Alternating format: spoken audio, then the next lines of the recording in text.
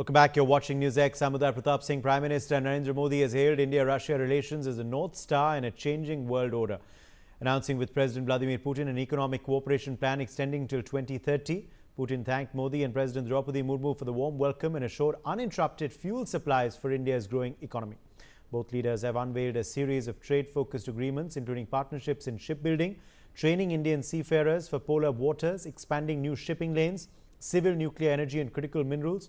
Putin expressed a confidence in maintaining bilateral trade above $60 billion and pushing it towards the $100 billion mark in coming years, even as no major defense deals, though, were announced. Wing Commander Praful Bakshi, former Indian Air Force officer, is joining us on the broadcast. Wing Commander Bakshi, what do you make of the memorandums of understanding signed between the two countries, the cooperation pacts announced in a host of areas between India and Russia today after this crucial summit?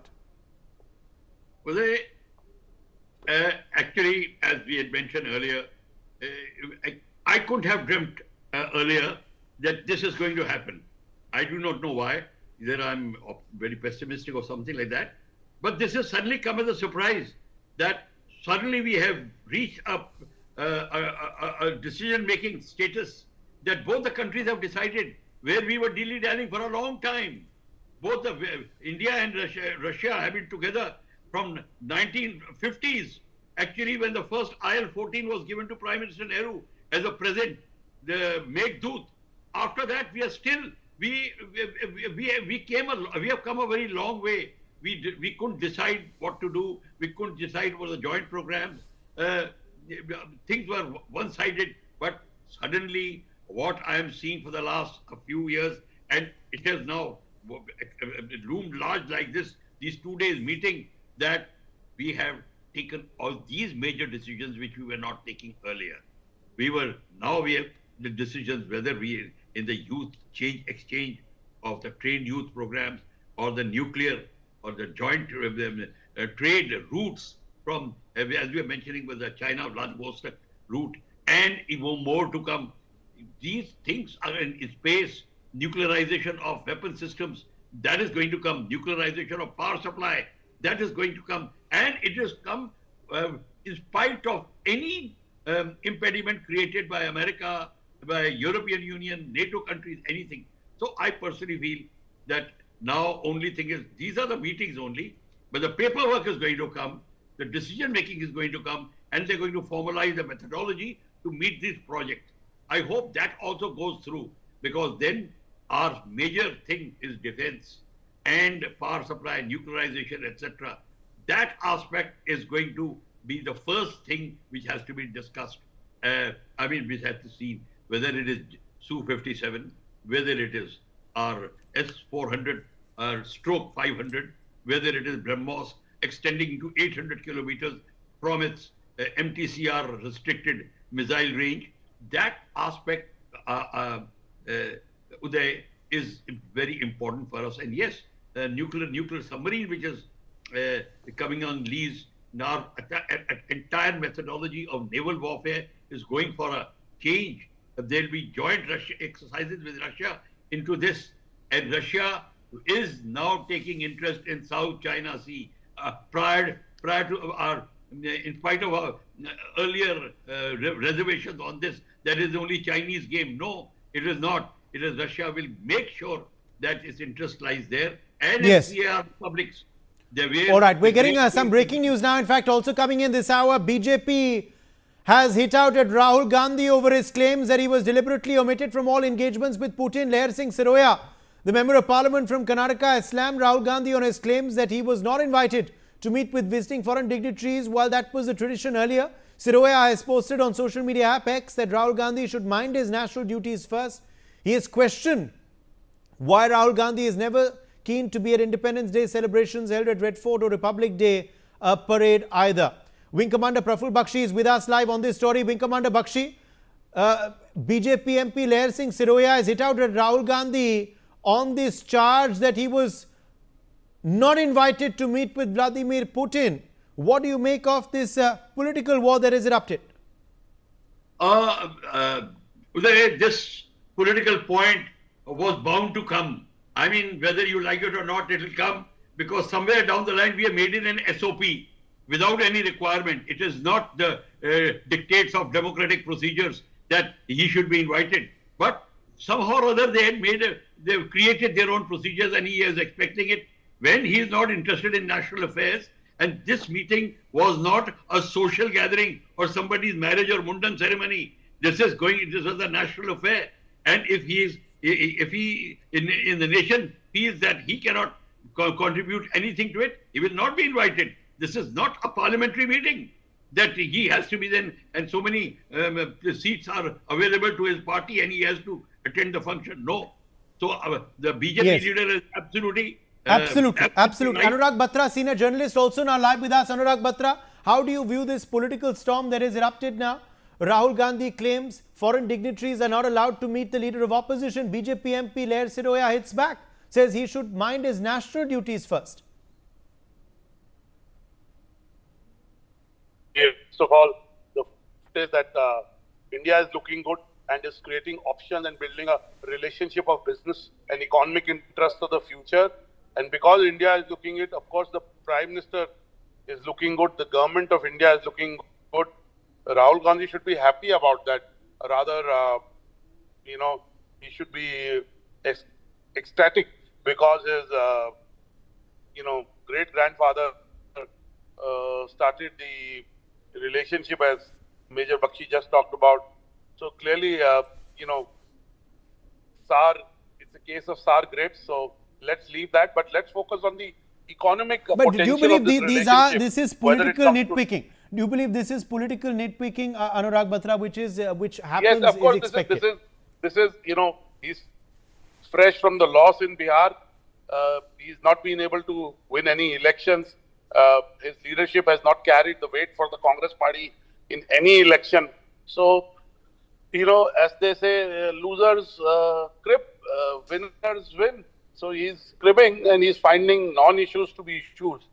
So I think he has to focus on what are the positives for India as a country and where is this relationship headed, and be a catalyst or at least be a person who acknowledges it even if he doesn't applaud it. So I think it is pure politicking that is happening. Okay. National interest. That's a valid point. Let's look at now the big takeaways from what has transpired today. And you wear many hats, Dr. Batra, but I would like you to wear your hat now as the as the chairman of Business World, because currently, as we speak in Delhi at Bharat Mandapam, the business forum of India and Russia is underway. We've heard opening comments from Vladimir Putin and Narendra Modi before the deliberations have begun, and they of course are continuing at the Bharat Mandapam in the national capital. The tone and tenor for this meet has been set. Vladimir Putin has spoken about his resolve to raise trade to $100 billion level by 2030. PM Modi has made a post for Made in India, spoken about a host of sectors, including logistics, where the two countries can collaborate. How do you look at the business ties between both nations post this visit?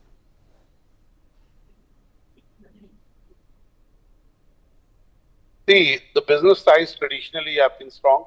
Post-COVID and post-sanctions, India benefited from the oil in Russia. It benefited Indian economy.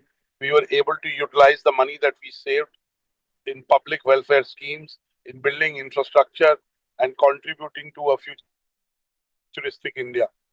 There are 6 themes of the Indo-Russian business cooperation. One is clearly defense, and India wants to be a defense manufacturing base. There is technology transfer of deep defense tech to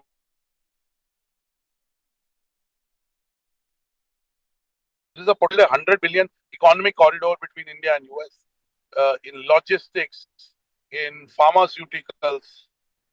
I can go on. The Indian investment by Indian businessmen in Russia would also grow up, and we are already doing business with Russian firms. So clearly, currently we've only reached the tip of the iceberg. As I said, the potential for $100 billion trade.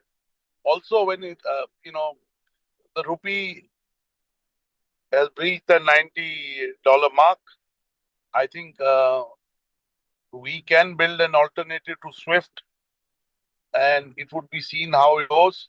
So clearly, in banking terms, in our currency terms, and the impact of that on Indian economy will be positive. So it's a partnership which has tremendous potential.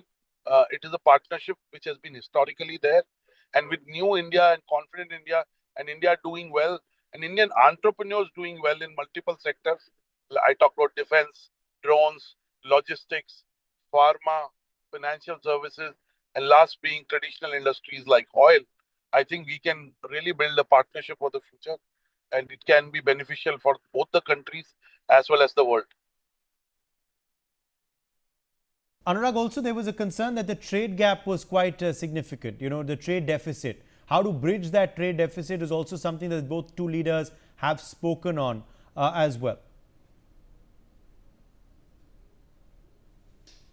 Few months, the trade is likely to expand and the trade deficit is likely to reduce.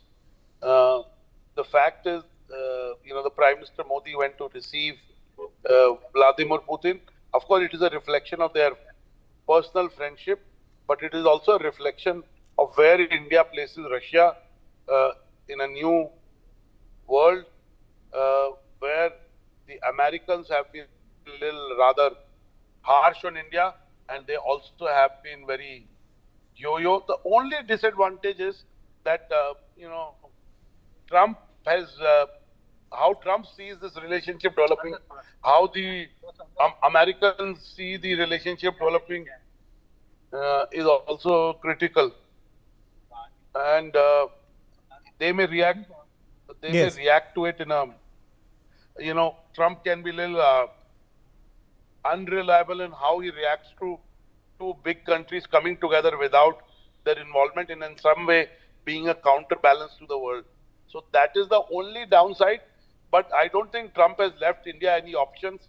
In fact, Trump's behavior with China and Russia both made sure that China and Russia came closer to each other in the last few months. Yes. Clearly that is the only thing that needs to be watched.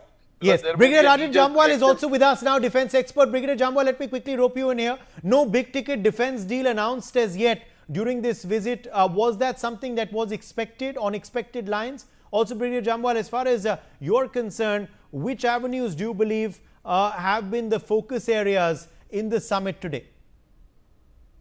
You see, the exact defense deals, probably we are talking about S-400, collaboration on making of S-500, Su-57 and various other things. Yes. I mean, that is what people were expecting.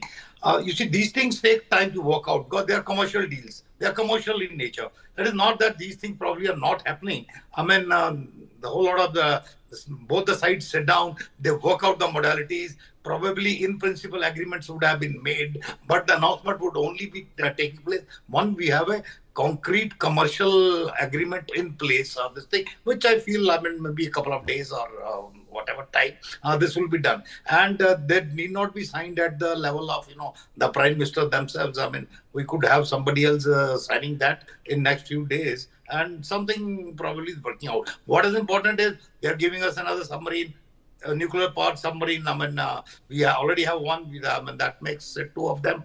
This thing, and Pakistan obviously has none. And on cooperation, more naval exercises, this thing. So there has been a step forward in the military ties, but the focus has been on economics. The focus, and rightly, has been on economics, this thing. Because right now, the way Trump is trying to run the world and this thing, he understands America's own weaknesses. America is today highly vulnerable.